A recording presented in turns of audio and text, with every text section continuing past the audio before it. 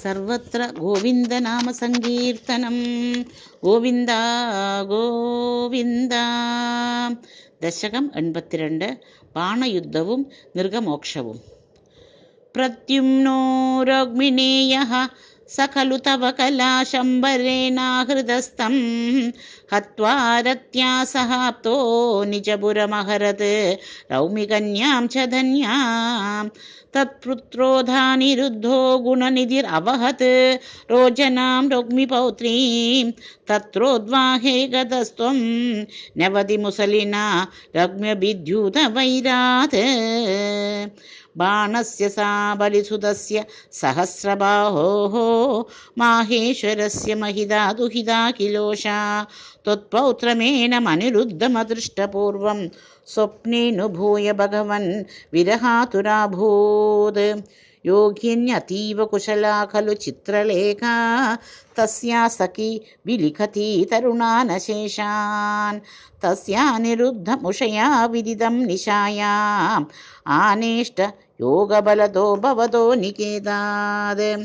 कन्यापुरे दयितया सुगमारमन्थं चैनं कथञ्चन बबुन्धुषि सर्वबन्धौ श्रीनारदोक्त तदुदन्त दुरन्तरोषैः त्वं तस्य शोणितपुरं यदुभिर्न्यरुन्धाः पुरीपालशैलप्रियदुहितृनाथोऽस्य भगवन् समं भूतव्रातैः यदुबलम् अशङ्घं निरुरुधे महाप्राणो बाणो जडियुधानेन युयुधे गुहप्रद्युम्नेन त्वमपि पुरहन्द्राज्यगडिशे निरुन्दाशेषास्त्रे मुमुहुषि तवास्त्रेण गिरिशे द्रुता भूता भीताः प्रथमकुलवीरा प्रथमिता परास्कन्दस्कन्द कुसुमशरबाणैश्च सचिवः सकुम्भाण्डो भाण्डं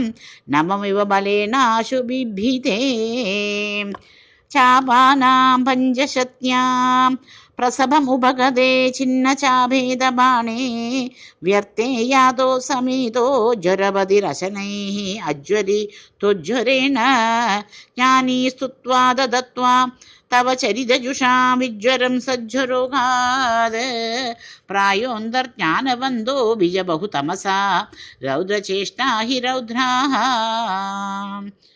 बाणं नानायुधोग्रं पुनरभिपतितं दर्पदोषाद्वितन्वन् निर्लूनाशेषदोषं सपदि बुबुदुषा शङ्करेणोपगीतः तद्वाजाशिष्टबाहुद्विदयमुभयतो निर्भयं तत्प्रियं तं मुक्त्वा तद्दत्तमानो निजपुरमगमः सानिरुद्धः सहोषः मुहुस्तावशक्रं वरुणाजयो नन्दहरणे यमं बालानीदौ दवदहनपाने नीलसखं विधिवस्तस्तेये गिरिशमिह बाणस्य समरे विभो विश्वोत्कर्षी तदयम् अवतारो जयति ते द्विजरुषाकृकलासवबुर्धरं नृकनृपं त्रिदिवालयमापयन् निजजने द्विजभक्तिमनुत्तमाम् उपदिशन् पवनेश्वर पाहि माम्.